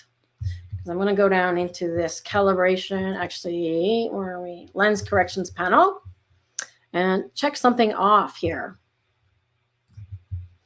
Does anybody know what I'm looking at? So I'm zoomed into 200%, and I'm looking at the edge of the rocks here. I see a little red outline and a little blue outline. So that's often what's called either a fringe or chromatic aberration. So just by checking this in the lens correction, see how that removed it, right? If I do a before, see it now, after. It also sharpens your image, because what chromatic aberration is, it's the red, green, and blue color layers that your image is made up of not lining up equally, okay? Color fringing is slightly different, Linton. Color fringing you'll get when you pull the highlights down on something like this, and I'm going to do that next. If you pull the highlights all the way down and you go really strong, okay, often you'll get what's called color fringing, sometimes around a dark object. So if you have a light object that's blown out next to a dark object, sometimes you will get what's called color fringing, which is different again. And there is a tool in that same panel to deal with the color fringing, okay? That's down here, okay? So you'll see this defringe. So often it will show up purple, and you can just choose this little eyedropper and click on it, okay? But we don't have that. So this is chromatic aberration, right? The next thing I want to do is decide how to crop it, because what is the first thing that stands out to you in this image, okay? When you're doing your editing, we talked earlier about bringing sharpness to the subject, blurring the background, brightening the subject, darkening the background. All of these things are done for the same reason, and that is to bring attention to the subject, so that somebody that is looking at your image that didn't take the picture knows what they're looking at, knows what you want them to look at, okay? So, oh yes, we did say intermission. Do you guys want to let's take a 2-minute break, and then I'm going to continue with Malcolm's image. Let's go over here. Okay, I'm just going to put the 30-second timer on. It's going to be about 2 minutes. I'm going to go and use the toilet for Australian, or the loo for Australians watching, and I'll be right back.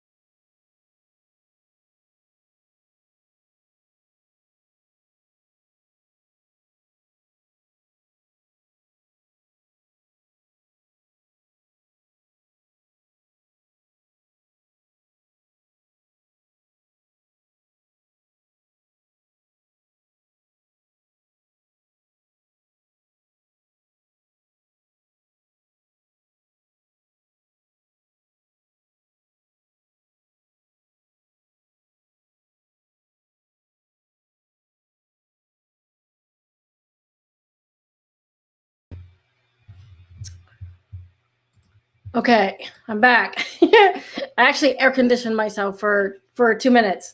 You know how you go to the bathroom and there's a hand dryer, and you sometimes, if you're outside and you're a little bit got wet or something, you use your hand dryer on your butt. Well, I use the air conditioner on my butt. All right, so now my butt's nice and cool. So let's continue with Malcolm's image. He has indicated that he would crop the left of the image and lighten up the right side. You may be surprised then, because that's not what I'm going to do. I am going to crop it, and I'm going to try auto to see if it straightens. So it did. And then I'm going to make sure I'm on freeform. I'm actually going to get rid of most of this rock. Okay. And then I'm going to get rid of either the sand and go something like that. Right. Because I think here the sky and the framing of the sky, for me, is what is more interesting. Right? The other way to go, again, remember, if the horizon is dead center, which is, again, kind of where it is, okay? So I'm going to just go back where I was. Coming in a little farther. So if your horizon is dead center, you have a choice, right? To go up from the bottom and have viewers look at the top of the image, or down from the top. So I'm going to go something like that and see how it looks. My challenge with this image is that I can edit it, and I can go and look at profiles and all kinds of different things. Okay, so now you can see that camera matching shows up because it recognizes this is an icon file. Okay, so I can choose landscape, which gives it a nice punch in the sky. That's probably the choice. Vivid. Yeah, let's go with landscape. Then I'm going to do my whites and the blacks again. And let's just make sure the highlights are nice and clean. I'm actually going to let that rock face almost go black, because for me, this is not the subject of the image. It's a big black thing that's in the shade, and it's not kind of grabbing my attention. I'm going to warm this up a little bit. I see something weird going on with the clouds here. I'm not sure why. Let's see. So that's kind of what I would be working on. If I bring the highlights down some more, I want to keep those clouds. I also bring the sand down. So I'm going to use that graduated filter again, right? Working on the sky. And I just want to bring the highlights down. So a lot of the things that I've already talked about, I'm now using again. Okay, so I'm bringing the highlights down on the clouds like that. I can also add some clarity if I want to punch the clouds up a little bit. Right. This is when I might start to get a color fringe, okay, because I'm editing the clouds quite a bit, but I don't see one yet. So it looks pretty good. So that's kind of more the direction I would go with this image. You could also use HSL to bring the sand down a little bit, tone it down just a little. If I want to darken the sky a little bit there, okay, like so.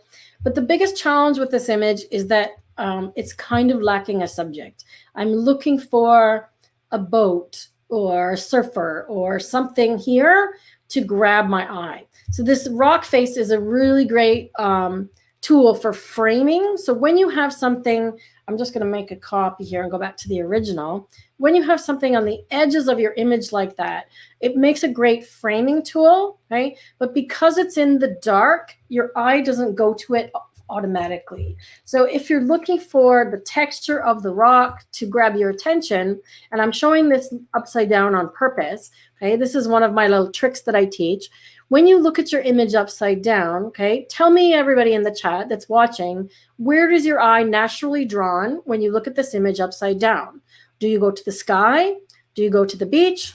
Or do you go to the rock face on, which is now on the left? Okay, my eye goes to the sky because there are 4 things that grab your attention. I think I have a banner of this because it's common. There are 4 things that grab your attention. Okay, those are the 4 items that grab your attention. Hopefully that works. Yes. Okay. And when they are in the background, your eye will go there as opposed to the subject. So if your intended subject here is that rock face on the side, because it's in the dark, because it doesn't have contrast or any bright, intense colors, the eye is not going there. Okay. So the thing that it has going for it is sharp. But the background, the sharpness, the brightness, the color, and the contrast are all is where your eye is going. Okay. Is that helpful? Okay, so Marguerite sees the clouds. Oh, how's my audio now, Holly? Can you still hear me? Should be okay. So Marguerite says she sees the clouds. Clouds, exactly. Can you guys hear me? It says that she said my sound was, my sound okay, Rob? Audio okay? Can you hear me? Yes, no? I'm going to continue. I'm hoping you all can hear me. So share that, please share that link. Sound is good. Okay. Rob, please share a link to the article about the improving your background and looking at your image upside down. And I also talked about that in the latest one, which is 7 tips for composition. Actually, share that one, please, Rob. 7 tips for improving your composition. Okay. So if this is someplace near you, Malcolm, I would go back to this beach and wait for a subject to appear there. So definitely use that rock wall and use it to frame your subject and get something that's exciting over here. Okay. So you want something to grab your attention. A person walking in a red jacket, a person walking a dog, guy with a red surfboard. Okay, so you want something larger in the frame that's going to get your attention. Okay, I also let's take a look at what this image was shot with in terms of a setting. So 18mm lens on a Nikon, so it's a fairly wide lens. If you could also share the article on wide lens mistakes, Rob. Another thing that happens when you're using a wide angle lens is the tendency is to get too many things in the image and not get close enough to a subject to define the subject. Okay, so I hope that helps. Let's see what else we've got left. Okay, so I think I've done one of everybody's. Yes, we've done one of Phil's. I haven't done one of Linton's, and I want to work on. Cathy sent me a JPEG of this one as well. I would do the same kind of thing here, Cathy. I'm just going to do some of these really quick to show you using the same techniques that I've already used. Okay, so double click whites and blacks. I'm going to bring the highlights down. I'm going to crop this one because here there's so much foreground it feels like the seals are far away, okay? And I want to have more space in front of them, but this little bird is looking over this way. So I kind of actually, I want to crop in over here because I'm going to give some tension or create tension between the eye going back and forth between the birds and these sea lions, okay? I'm going to add a vignette and use those radial filters. So this is sort of more real time in terms of this is how fast I edit, okay? So I'm adding texture, I'm adding clarity onto our seals here. Then I'm going to duplicate, do the same one. I make it usually a little bit larger, okay? Then I'm going to invert it and darken the background the same way, okay? So this one is working on the outside of the sea lions. So I'm darkening, and this one is working on the inside, okay? Let's darken a little bit more, about like that. And I think I'm going to crop even more up from the bottom. So really quickly. Okay, so just bring attention again to the sea lions. Okay. So Malcolm has a comment. Awesome. I'm glad that's helpful. Feel free to submit your images again anytime. Just because this is for your camera club doesn't mean you can't individually submit your images anytime. Okay. I've worked on Lintons before as well. And as a matter of fact, I want to show you this one here, right? So this is one I actually edited previously. You recognize this one, Linton? And there's a new tool that has come out in Luminar. So I don't know if you've had a chance to try out the Bokeh AI yet. If you can share a link to that video, please, Rob. Cheers to my friend Cathy. All right, so this one I'm actually going to open up in Luminar. So I've already edited this one on a previous one of these live edits. Okay, this was taken in Vietnam, and I have a photo of exactly the same guy. We talked about this on our tour of Vietnam. So I turned this one to black and white, and I really darkened down this background. Now I'm actually going to just see where I'm at with this background. Okay, so I've darkened that way down. I'm actually going to lighten it up a little bit just to show you something. Okay, so I'm lightening it up a little bit on purpose. Okay, have I got any other background things working there? I think I've probably done that in here. All right, so now I'm going to open this in Luminar as a plugin. So I'm going to edit in Luminar as a copy, okay? As a copy because I want the Lightroom edits to be my starting point, okay? The Luminar AI has just come out with this Bokeh AI feature for portraits, okay? And I'll actually show you one that I did that's not a portrait. If Anne Ambrose is watching, I haven't seen her pop up yet. And it actually found faces of a statue, right? So I was kind of surprised. But I'll show you that one. So what it does is it looks to find faces and replicate bokeh in the background. Now, the beautiful thing about this, let me close Photoshop. The beautiful thing about this is that you can work with a lens that is a kit lens or doesn't have a gigantic maximum aperture and still get bokeh. Okay, now I'm saying bokeh as if everybody knows what that means. That's that blurry, out of focus blobs of beautifulness in the background that everybody loves to get on the portraits in particular. Okay, so all I'm going to do in this image is go down to the portrait tools. I'm in Luminar, and you'll now see this portrait Bokeh AI, and I'm going to drag the slider up all the way to 100. And what happens is it's going to take a minute, but it analyzes your image, looks for the subject, and tries to cut it out, okay? When I hover my mouse over, you can see that it's done a really good job. It's missed a little bit of his sleeve, but I have these tools here to focus or defocus, and I'm just going to zoom in a little bit, okay? So I'm going to paint in focus on his sleeve on the part that it missed, okay? So I'm painting in focus. It looks like it missed this part here of the window frame, okay? Got that. Then I'm going to go here, and I'm actually going to focus the rest of this window frame. So I'm not going to unfocus the other parts because I want to keep the window frame sharp as well, okay? I'm going to use a bigger brush on the other part.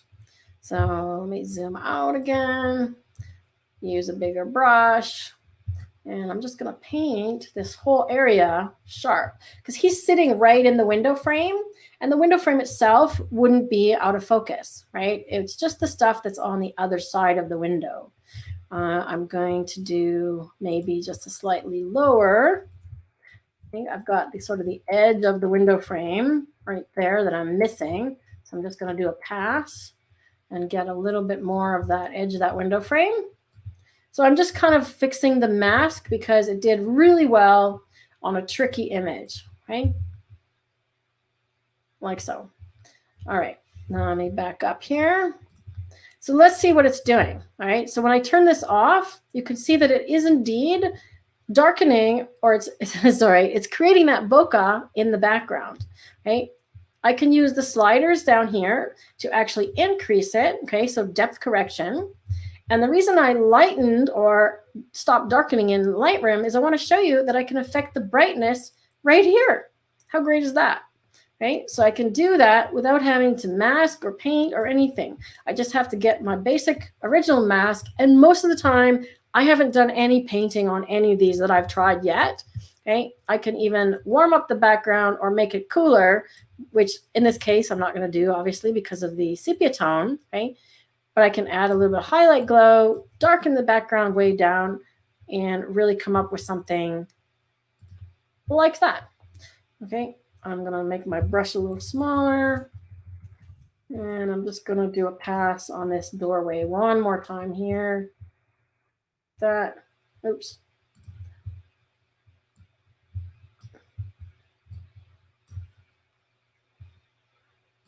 Just trying to get that edge of that doorway. There we go. Okay, so let's do before, after.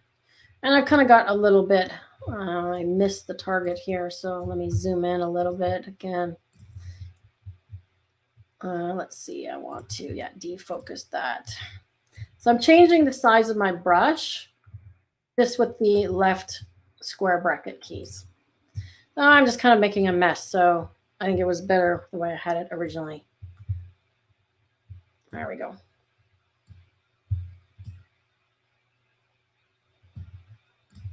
Okay, you get the idea.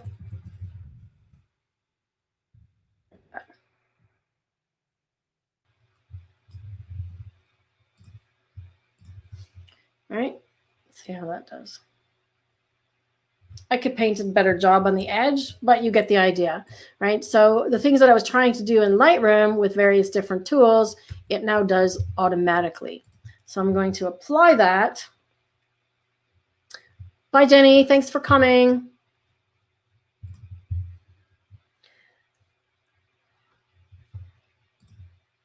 Yes, do give it a try, Holly. It actually blew me away. I tried it on some really, really challenging images, ones where I thought it would have a really hard time finding the subject and cutting them out, and it did amazingly well. Yeah, amazingly well. The one that I wanted to show you was this one. So I already pulled this one into Luminar earlier. This is an image of some statues in Cuba taken by Anne Ambro, one of our tour members. And when I pulled it into Luminar, it actually recognized this face, right? Because it's looking for facial features and it does the 3D depth mapping. So you can see what I was able to do is really blur out that background and make the statue stand out. So I was quite impressed that it was able to even find a face in that image, right? Well, let's see. I've got another one of Benjamin's I can do here. So it looks like he's shot this one in some sort of a train museum or something like that. And what's happening is there's this guy over here. So let's look at this one upside down again, like I did before, right? Now tell me, where does your eye go, right? Thanks, Jenny. I'm glad you got a lot out of it. If you missed the end, you can watch the rest of it later. Thanks for joining and for sending your images. Okay, so where does your eye go when we're looking at this image upside down? Okay, my eye goes to the guy in the doorway. Okay, so if he's the subject, that's great. But he's only taking up 25% of the frame. If the subject is these guys in the train down here, then we need to do some work. Because what's happening is all this other stuff that's going on in the picture is taking your eye away from the train. So I'm just going to do some extreme cropping for a moment. So if your subject is the train, let's get in closer, and the guy's looking at it. Okay, now we're getting there. Okay, the red bars are obviously challenging. So if you were able to get underneath and shoot behind them on the other side, that would have helped a lot. Removing these would be extremely difficult, right? You'd have to do some major cloning in Photoshop, and it's going to be very tricky, all right? I don't see that Benjamin had any specific questions about that other than color editing. Okay. So what I would do to this one, again, if the subject is the guy in the corner, okay, then this is your picture.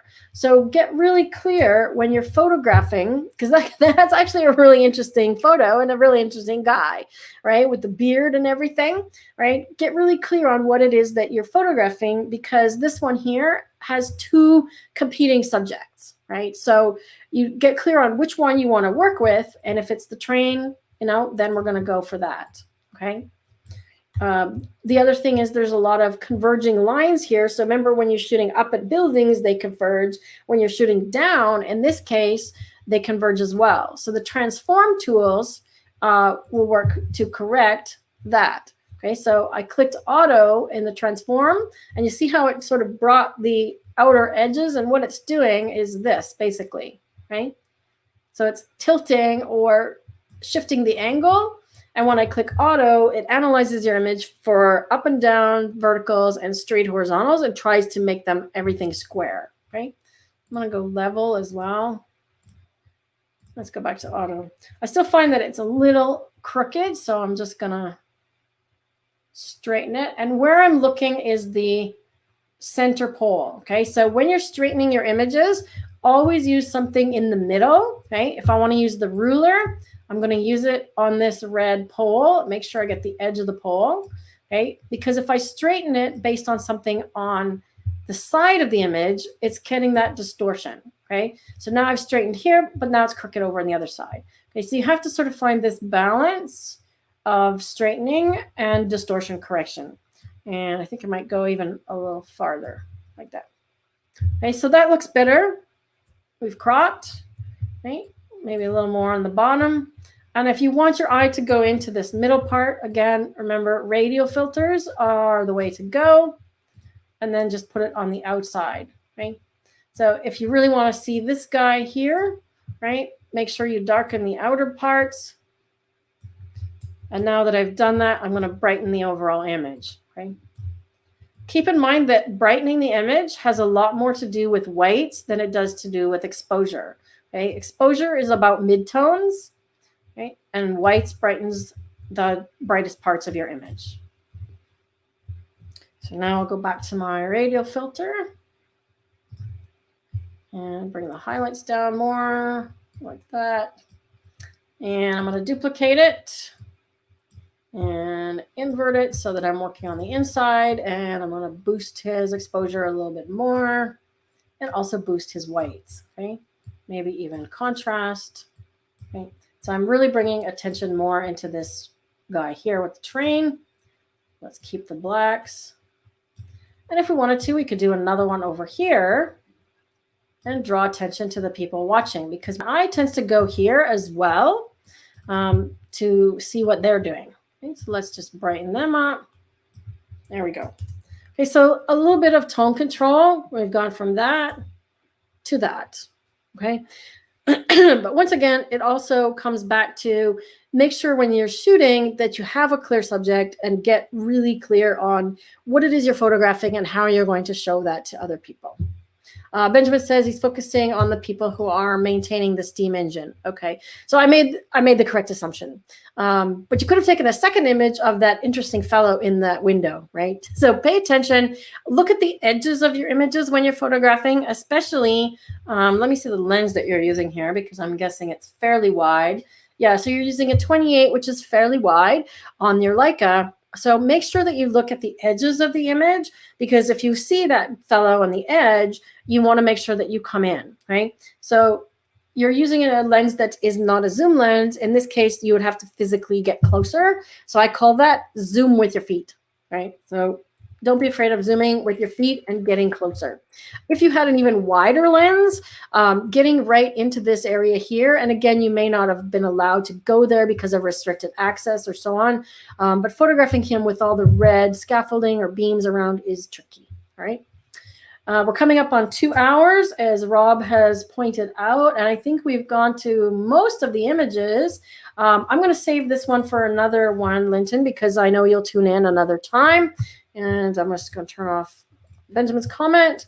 So I want to thank everybody for tuning in today. I'm going to come back over here to myself. Thanks, everybody, for tuning in today and for sending your images. If you have any additional questions, you can email me directly. I'll Linton give them that email address. Or if you have a question, otherwise, if you are not a Camera Club member, that was the Seaford Camera Club. For any of you watching and you're in Adelaide, make sure to join the Camera Club, because clearly they're doing something right, because there were some fabulous images today. So thanks, Linton, for organizing. And thank you as well. Thank you very much. And I'd love to see you again soon on another journey. Daniel is off to, Linton knows who Daniel is. He's off to Iceland in September. So I'm very jealous, but hopefully maybe Daniel will have some tours next year and we'll see you somewhere around the world again. Thank you all for joining. Please remember to give this video a thumbs up. It really helps me to promote my YouTube channel. Share it on your own social media as well, especially because it's your images that I've edited today. And be proud of them, because there were some fantastic images. And I will see you again next week. Take care.